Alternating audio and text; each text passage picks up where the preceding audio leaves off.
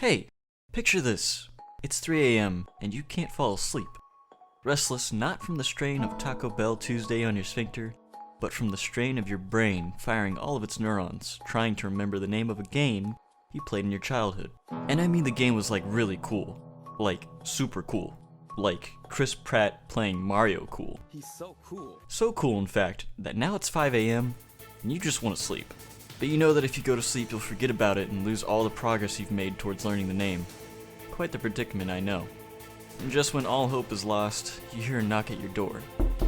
It's not rough, like that time when the FBI kicked down your door because you tried to teach the internet how to get off their watch list. No, it's softer, more gentle. You open up the door, and there he is, John Video Game himself. He pats you on the head and hands you a piece of paper, and then he vanishes. Written on the piece of paper is the name. The actual name. Conscience now clear, you can fall asleep with a smile on your face. Quite a relatable hypothetical, I know. In fact, this exact situation happened to me the other night with a game called Magic Pen Gel, The Quest for Color for the PS2. For those young enough not to know what a PS2 is, just take a PS5 and subtract 3. Thank you. I'll be here for the rest of the video.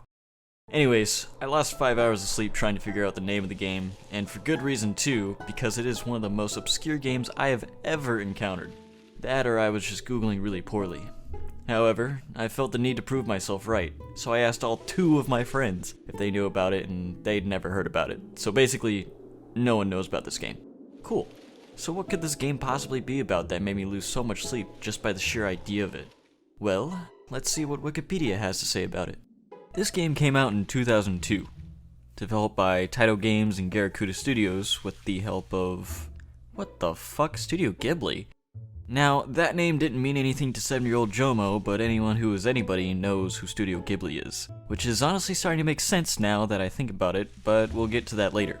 Some background on the other developers though. Taito Games developed hits such as Revolt, Bubble Bobble, and Soccer.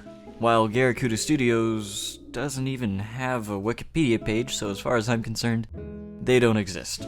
Anyways, the main claim to fame for this game was the way it matched together the colorful creativity of Mario Paint and the monster battling RPG mechanics of Pokemon. Throw in a little duct tape to hold it together and you get this game about drawing creatures to cockfight for you.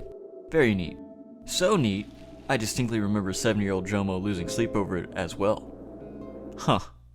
Maybe I'm just bad at sleeping. Sleeping problems aside, check out my OC I just made. His name is Richard. As crazy as it sounds, this game actually has a pretty sophisticated editor and creation system. At least for 2002. They properly take into account arm and leg movements, as best they can, and make your little dude come to life and snuff out the ones opposing him. It's actually pretty cool. The amount and type of colors you use determines their stats, and the parts determines their moves. There's even different brush sizes and shapes to form different features, if you're so inclined on making a good-looking doodle. After you finish drawing it, you can test them out with their different animations to make sure they don't flop around like a character in a Gmod SFM. But if you're not good enough at drawing with the joystick, you can just head on down to the in-game marketplace and right-click Save As someone's NFT to make it fight for you instead. And now onto the part that reminded me of Pokemon. A typical fight consists of 3 doodles on each team. Once your dubiously acquired NFTs are on the battlefield, you have 4 different types of actions you can take. Block, ranged magic, physical attack, and charge. Or rock, paper, scissors, neutral. Attack breaks block, magic breaks attack, and block deflects magic. The charge just lets you recharge your HP. Kinda neat mechanic in theory, horrible in practice. You see, every battle just sort of boils down to who wins the first rock, paper, scissors match and holds the advantage. These actions not only do damage, but also directly counter their opposite action, and render the opponent's attack completely useless. Not to mention you can't use the same action twice in a row. Here's an example.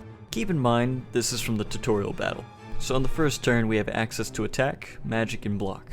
You can't charge on the first turn. To get started I choose attack, however my opponent chooses magic, so my attack gets negated. Next round I am at a disadvantage because I can only choose magic or block, while my opponent can choose attack or block. I can choose the coin flip to either gain the advantage or stay at a disadvantage based on their choices versus mine. Or I can charge to reset the tempo. So I charge to reset the tempo, while my opponent attacks and gets some more damage. So the next round I have all of my options again. That's good, right? Not really. There's still the danger of getting either of my attack or magic negated, so block is my best option. Unfortunately, block is also my opponent's best option, and we use the same action and we both take damage. Now it's this sort of Mexican standoff situation in the next round. We both have the same actions to take, so the best option, once again, is to go for a mutual damage option and hope they charge. The opponent doesn't charge, and now the next round is the same situation, but instead, I'm at kill percent while my opponent has plenty of health, and you can tell where this is going. So essentially, these are your odds first turn. 2 out of 3 to deal damage, 1 out of 3 to nullify their attack, and 1 out of 3 to get your attack nullified. And the odds get even worse if you lose that first exchange, as exemplified here. So really, it's just see if you can call the opponent's bluff or not. If you win, then good. If you lose, then good luck resetting the tempo. The NPCs sometimes make predictable moves based on their doodle type, but still, if I wanted to play rock, paper, scissors, I'd play that one Mario Party minigame from Mario Party 2. Okay, so the gameplay is a bit tedious, but the story must be neat, right? Well, remember when I said that it made sense that Ghibli helped with this game? The story is very Ghibli-esque, very whimsical and nonsensical. So here's a brief plot synopsis. At first, there was nothing. Then God created NFTs and humans.